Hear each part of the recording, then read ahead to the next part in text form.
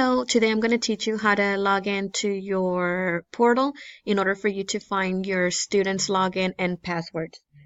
From your portal website, you're going to click on the district-wide options. Then you're going to scroll down to your Teacher Access Center. Then you will go to at the right corner to the Tools tab. You're going to scroll down and click on the Cognos Published Reports. Then you will go to the Teacher Access Reports.